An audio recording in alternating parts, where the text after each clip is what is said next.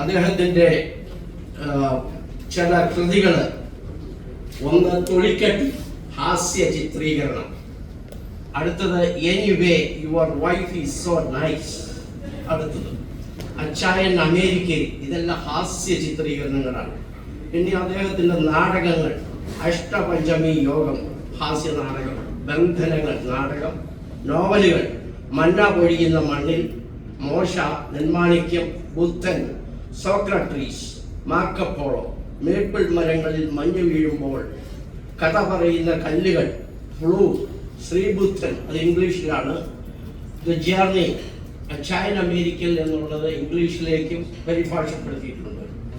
പിന്നീട് അദ്ദേഹത്തിൻ്റെ കഥാസമാഹാരം, സ്വയംവരം, പിന്നെ അനവധി പുരസ്കാരങ്ങൾ അദ്ദേഹം നേടിയിട്ടുണ്ട്. എല്ലാം ഞാൻ വിശദീകരിക്കുന്നില്ല. ഈ അവസരത്തിൽ ഞാൻ ഒരു കൂട്ടം അദ്ദേഹത്തിൻ്റെ പ്രിയ പത്നി ടൊറോണ്ടോയിലെ ഹോസ്പിറ്റലിൽ 1.5 മാസമായിട്ട് വെന്റിലേറ്ററിലാണ്. ഞാൻ അവർക്ക് വേണ്ടി ഈ അവസരത്തിൽ പ്രാർത്ഥിക്കുകയാണ്. ഞാൻ അദ്ദേഹത്തിൻ്റെ കഥ പറയുന്ന കല്ലുകൾ എന്ന ആ പുസ്തകം പ്രകാശനം തിരുവല്ല അടുത്തത് മന്നാർ മത്തായി സ്പീക്കിംഗ് എന്ന് കേട്ടിട്ടുള്ള ഒരു സിനിമയുണ്ട്. ആ മാന്നാറിൽ വെച്ചായിരുന്നു പ്രകാശനം. ഞാൻ അവസരത്തിൽ കൊച്ചിയിലുണ്ടായിരുന്നു. അദ്ദേഹം വിളിച്ചു. അത് കേരളത്തിലെ പ്രകാശന കർമ്മത്തിലും പങ്കെടുക്കാനുള്ള ഒരു അസുലഭമായ ഭാഗ്യം അന്ന് എനിക്കുണ്ടായി. അതിനുശേഷം ഈ പ്രാവശ്യവും ഞാൻ കേരളത്തിൽ ഏകദേശം 2.5 മാസം പൈങ്ങോട്ടൂർ തൊടുപുഴ അടുത്ത് മാത്യു മേരിക്കുന്ന് സാറിൻ്റെ ഒക്കെ വീടിൻ്റെ അടുത്തൊക്കെ ആയിട്ട് പൈങ്ങോട്ടൂർ എന്ന് പറയും. ഇദ്ദേഹം പൊത്താനിക്കാട് നേരം വന്നിട്ടുണ്ട്. ഇതിവിടെ കണ്ട് സന്തോഷം. അതിനപ്പുറം പിന്നീട് ഞാനിങ്ങനെ കൊച്ചിയിലും പൈങ്ങോട്ടൂരും ഒക്കെ ആയിട്ട് കഴിഞ്ഞു. ഞാനും രോഗബാധിതനായിരുന്നു. ഹോസ്പിറ്റലിൽ പോകേണ്ടി വന്നു. അങ്ങനെ ഹോസ്പിറ്റൽ അവിടെ ഒരു നമ്മുടെ MLA അവിടെ വീണല്ലോ, ഉമ തോമസ്. ആ അവസരത്തിൽ ഞാനും ആ ഹോസ്പിറ്റലിലുണ്ട്. സത്യത്തിൽ ആ ഹോസ്പിറ്റലിൽ ഔട്ട് പേഷ്യൻ്റ് ആയിട്ട് ഞാനുണ്ട്. അപ്പോൾ അതൊന്ന് സന്ദർശികമായിട്ട് പറഞ്ഞു എന്ന് മാത്രം. പ്രത്യേകിച്ച് ഈ നോവല് മണ്ണിൻ്റെ മണമുള്ള ഒരു നോവൽ, കേരള മണ്ണിൻ്റെയും അമേരിക്കൻ മണ്ണിൻ്റെയും മണമുള്ള ഒരു നോവൽ. അത് നമ്മുടെ അനുദിന ജീവിതത്തെ വളരെ ഗാഢമായി സ്പർശിക്കുന്ന ഒരു നോവലാണ്. ചിലരുടെയെങ്കിലും ഇത് ഞാനാണോ എന്ന് ഒരുപക്ഷെ തോന്നിയേക്കാം. പക്ഷെ അതെല്ലാം സാന്ദർഭികമാണ്. തീർച്ചയായിട്ടും അദ്ദേഹം വളർന്ന തിരുവല്ല, മധ്യ തിരുവിതാംകൂർ, അവിടെയുള്ള ജനങ്ങളുടെ ജീവിത വർണ്ണനകളുണ്ട്. അതിനുശേഷം അമേരിക്കയിലേക്ക് കുടിയേറിയ കുറച്ച് കാലങ്ങൾക്ക് മുമ്പ് 70കളിൽ കപ്പലുകളിൽ, 70കൾക്ക് മുമ്പ് കപ്പലുകളിലാണല്ലോ ആൾക്കാർ ഇവിടെ വന്നുകൊണ്ടിരുന്നത്, ഇവിടെ കുടിയേറ്റം. ആ ചരിത്രം, അതായത് ഒരു ചരിത്രം നോവൽ എന്നുകൂടെ വേണമെങ്കിൽ പറയാം. ആദ്യകാല മലയാളി കുടിയേറ്റക്കാരുടെ ജീവിതായോധന ചരിത്രം, അവരെങ്ങനെ ഇവിടെ സർവൈവ് ചെയ്തു, അത് വളരെ കുറച്ചൊക്കെ ഹാസ്യമുണ്ട് ഇതിനകത്ത്. അപ്പോ അത് ഇത്രയേ ഉള്ളൂ. അത് ഇവിടെ മധ്യ തിരുവിതാംകൂറിന്റെ സാമ്പത്തിക സ്രോതസ്, കേരളത്തിന്റെ സാമ്പത്തിക അടിത്തറ വിദേശ മലയാളികളാണെന്ന് നമുക്കറിയാമല്ലോ. പ്രത്യേകിച്ച് മധ്യ തിരുവിതാംകൂറിൽ നിന്ന് ഇവിടെ ആദ്യകാലത്ത് കുടിയേറിയ മലയാളി നേഴ്സുമാർ. അപ്പൊ അവരുടെ വാലെ തൂങ്ങി, അദ്ദേഹത്തിന്റെ ഭാഷയിലാണ് ഞാൻ പറയുന്നത് കേട്ടോ, ഞാനല്ല. അവരുടെ വാലിൽ തൂങ്ങി ധാരാളം പേര്, യോഗ്യതയുള്ളവരും യോഗ്യതയില്ലാത്തവരുമായ ആണുങ്ങള് അമേരിക്കയിലെത്തി. ഓക്കെ, ആദ്യകാലത്ത് അദ്ദേഹത്തിന്റെ കഥയിൽ പറയുന്നു, അന്നമ്മ അത് രജിസ്റ്റേർഡ് നേഴ്സ് വർക്ക് ചെയ്തുകൊണ്ടിരുന്ന, ഡൽഹിയിൽ വർക്ക് ചെയ്തുകൊണ്ടിരുന്ന, all India institute of medical സയൻസിൽ വർക്ക് ചെയ്തുകൊണ്ടിരുന്ന അന്നമ്മയെ വിവാഹം കഴിച്ച് സണ്ണി എന്ന MA ബിരുദധാരി അവിടെ തിരുവല്ലയിൽ നിന്ന് വരികയാണ്. ഓക്കെ, സണ്ണിക്കാരി MA ആണ്, നല്ല പഠിപ്പൊക്കെ ഉണ്ട്. പക്ഷേ അവര് ഈ അന്നമ്മ അമേരിക്കയിൽ എത്തിയത് 6 നഴ്സസ് ഒപ്പമാണ്. 6 പേർക്ക് ഒരുമിച്ച് വീസ കിട്ടി. അവർ കപ്പലിൽ യാത്ര ചെയ്തു ഇവിടെ എത്തി. അന്നമ്മ ആദ്യം തന്നെ പരീക്ഷ പലതെഴുതി തോറ്റു തുന്നം പാടി. പിന്നീട് പഠിച്ചു. നേഴ്സിംഗ് സ്കൂളിൽ ഇവിടെ പോയി പല അഭ്യാസങ്ങൾ നടത്തി. ചോദ്യപേപ്പർ ഫ്രീ ആയിട്ട് അടിച്ചെടുക്കാവും, അതും ശ്രമിച്ചു. അവസാനം ചോദ്യപേപ്പർ കിട്ടിയില്ല, ചോർച്ച ഉണ്ടായില്ല. അവര് ഈ റോബർട്ട് ക്രൂസ് ചാടുന്ന മാതിരി 11ാം വട്ടം ചാടി നമ്മുടെ അന്നമ്മ ആറൻ എന്ന പരീക്ഷ പാസ്സായി.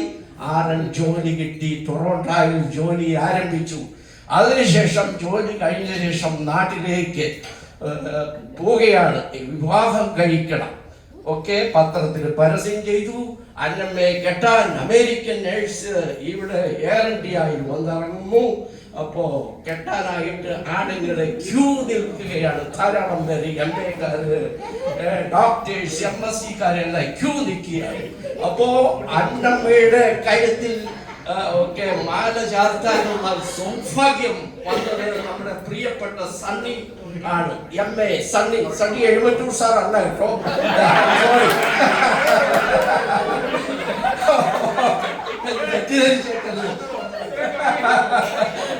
അപ്പോ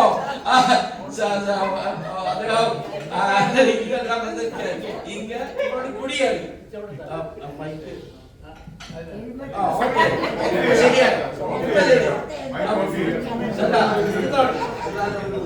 അപ്പൊ കുടിയേറി അദ്ദേഹം അന്നമ്മ കല്ലെ പിളർക്കുന്ന ആജ്ഞാപനമായിരുന്നു അന്നമ്മയ്ക്ക് എപ്പോഴും. സണ്ണി കുടിയേറിയിട്ടും സണ്ണിക്ക് ഇംഗ്ലീഷ് ശരിയായിട്ട് പിടിയില്ല. MA-യാണ്, നമുക്ക് ഇംഗ്ലീഷ് നല്ല സ്ഫുടമായിട്ട് പറയും. അപ്പോ സണ്ണിക്ക് ഇംഗ്ലീഷ് വലിയ പിടിയില്ല. അതുകൊണ്ട് അന്നമ്മ പറഞ്ഞു, ഈ അപ്പാർട്ട്മെന്റിൽ നിങ്ങൾ കുത്തിയിരുന്നോളണം, ആരും വന്ന് ബെല്ലടിച്ചാലും ആൻസർ ചെയ്യരുത്, ആരോടും ഫോൺ പോലും എടുക്കരുത്. ഫോൺ വന്നു കഴിഞ്ഞാൽ എനിക്ക് തരാവുള്ളൂ, സംസാരിക്കരുത്. കല്ലെ പിളർക്കുന്ന ആജ്ഞ എല്ലാ അർത്ഥത്തിലും. അപ്പൊ സണ്ണി പറഞ്ഞു, എനിക്ക് എന്തെങ്കിലും ജോലി തനിക്കിപ്പോ തൽക്കാലം ഒരു ജോലി ചെയ്യരുത്, ഞാൻ 2.5 ചെയ്തോളാം, കണ്ണുകൾ തീറ്റി പൊട്ടിക്കണം. താൻ ഇവിടെ കുത്തിയിരിക്കുക, പാത്രം കഴുകുക, വീടെല്ലാം ക്ലീൻ ചെയ്യുക, അങ്ങനെയുള്ള കാര്യങ്ങൾ തനിക്ക് പിന്നെ ഉറങ്ങിക്കും. അപ്പൊ സണ്ണി ആകപ്പാട് ഒരു വെപ്രാളത്തിലായി. അമേരിക്കയിൽ വന്നു, അല്ല ഈ പറയുന്നത് കാനഡയിൽ വന്നു പെട്ടു. എന്നാലും എന്ത് ചെയ്യാനാണ്? അന്നമ്മയെ കാണുമ്പോൾ സണ്ണിക്ക് വിറയലായപ്പോൾ, ജോലിയൊക്കെ ചെയ്ത് കഴിയുമ്പോൾ അന്നമ്മ എന്താണ് ചെയ്യുന്നതെന്ന് അറിയില്ല. അപ്പോ സണ്ണിയുടെ ജീവിതം ബുദ്ധിമുട്ടിലാണ്. അങ്ങനെ ഇരിക്കുകയാണ് ഈ പറയുന്ന സണ്ണിയും അന്നമ്മയും താമസിക്കുന്ന വീടിന്റെ അടുത്ത് പോൾ എന്നുള്ള മറ്റൊരു മലയാളി നേഴ്സിനെയും കെട്ടി പോൾ വന്നിരിക്കുകയാണ്. പോളും ഇങ്ങനെ കുറെയൊക്കെ സഹിച്ചു. അവസാനം പോൾ എന്ത് ചെയ്തു? പോളിന്റെ ഭാര്യയുടെ പേരാണ് ആച്ചിയമ്മ. ഒരു പ്രകാരത്തില് ആച്ചിയമ്മയെ സോപ്പിട്ട് സുഖിപ്പിച്ച് പോൾ കുറച്ചൊക്കെ വെളിയിലേക്ക് ശ്വാസം വിടാനായിട്ട് ചാടി. പോൾ അതിനുശേഷം റിയൽ എസ്റ്റേറ്റിലേക്ക് ചാടി. അദ്ദേഹം പഴയ കെട്ടിടങ്ങള് പണിത് അത് വിൽക്കാൻ ആരംഭിച്ചു. അങ്ങനെ പോളിന് സ്വയം ഒരു നിൽക്കക്കണ്ണിയായി, സ്വയം അഡ്രസ്സായി, ബാങ്ക് ബാലൻസ് ആയി. അങ്ങനെ പോള് ഒരിക്കൽ ഈ പറയുന്ന അന്നമ്മയുടെ വീട്ടില് അന്നമ്മ ജോലി ചെയ്യുമ്പോൾ വാതിൽ വന്ന് മുട്ടി വിളിക്കുന്നു. പോള് ഈ പറയുന്ന നമ്മുടെ സണ്ണി വിറച്ചു വാതിൽ തുറന്നു. എന്നോട് അന്നമ്മ പറഞ്ഞിരിക്കുന്നു വാതിൽ തുറക്കരുത്, എന്താണെങ്കിലും പേടിച്ച്. അപ്പൊ പോള് പറഞ്ഞു, എന്റെ കൂടെ ചേർന്നു, സാറും തിരുവല്ലായിൽ ആ ഭാഗത്ത് നിന്ന് മല്ലപ്പുഴയിൽ നിന്ന് എവിടെയോ വന്നാണ്, മറ്റൊരു എഴുതിയിട്ടുള്ളൂ. അപ്പോ വന്നു. അപ്പൊ കൂടിക്കോന്ന് പറഞ്ഞു. ഞാൻ നോക്കട്ടെ, അന്നമ്മയോട് പെർമിഷൻ ചോദിക്കട്ടെ എന്ന് പറഞ്ഞു. ഏതാണെങ്കിലും ഇങ്ങനെ വാതിലിൽ മുട്ടി തുറക്കരുതെന്നാണല്ലോ പറഞ്ഞിരിക്കുന്നത്. അതുകൊണ്ട് ആ കാര്യം പറഞ്ഞില്ല. പിന്നെ ഒരിക്കൽ ഒരു സുപ്രഭാതത്തില് അന്നമ്മ വന്ന് പറഞ്ഞു, ഒരു പോളും ആശയമുണ്ട്, ഓക്കെ, അവരുടെ കൂടെ വേണമെങ്കിൽ തന്നെ ഞാൻ ഒരു ചെറിയ പണിക്ക് വിടാം. അപ്പോ ഇദ്ദേഹത്തിന് സന്തോഷമായി. ഇദ്ദേഹം പണ്ട് ഇവരെ കണ്ട് പരിചയപ്പെട്ട് ഇവരൊന്നും പറഞ്ഞില്ല. അപ്പോ അവിടെ ചെന്നു. അപ്പൊ അവിടെ വന്ന് പുള്ളി കുറെ പണികളൊക്കെ പഠിച്ചു. അതിനുശേഷം പുള്ളി സ്വന്തം ബേസ്മെന്റ് പെർമിഷനൊക്കെ എടുക്കണം. അപ്പൊ പോള് പറയും, പെർമിഷനൊക്കെ എടുത്താൽ ടാക്സ് കൂടും, അതുകൊണ്ട് സിറ്റിയുടെ പെർമിഷൻ ഒന്നും എടുക്കണ്ട, അവിടെ അങ്ങോട്ട് തന്നെ അങ്ങോട്ട് പടവും. അങ്ങനെ അദ്ദേഹം അവിടെ പടവും പതുക്കെ പതുക്കെ. അതിനിടയിൽ ഒരു പെൺകുഞ്ഞ് പറഞ്ഞു അന്നമ്മയ്ക്കും സണ്ണിക്കുമായിട്ട്. അപ്പോ അന്നമ്മ പറഞ്ഞു, നിങ്ങൾക്ക് ആർജവമില്ല, നമുക്ക് വേണ്ടത് ഒരു ആൺകുഞ്ഞായിരുന്നു. നിങ്ങൾക്ക് ശരിയായ ഉന്മേഷവും ആർജവവും ഇല്ലാത്തത് കൊണ്ടാണ് നമുക്ക് പെൺകുഞ്ഞ് പറഞ്ഞത്. പെൺകുഞ്ഞിന് വിലയില്ല എവിടെയാണെങ്കിലും, അതുകൊണ്ട് നിങ്ങൾ പോക്ക എന്ന് പറഞ്ഞു. അപ്പോ ഇയാൾക്ക് നാക്ക് ഉയർന്നതാണ്, ആർജവം നിനക്കും വേണമല്ലോ, പറഞ്ഞില്ല, പേടിച്ചിട്ട്. അതിനുശേഷം പിന്നീട് ശരി അടുത്തത് ആൺകുഞ്ഞായില്ല. പിന്നെ ഒരു കൊല്ലം കഴിഞ്ഞപ്പോ സോറി, അപ്പൊ കഥ നീട്ടിക്കൊണ്ട് പോകാൻ പറ്റിയിട്ടാണ്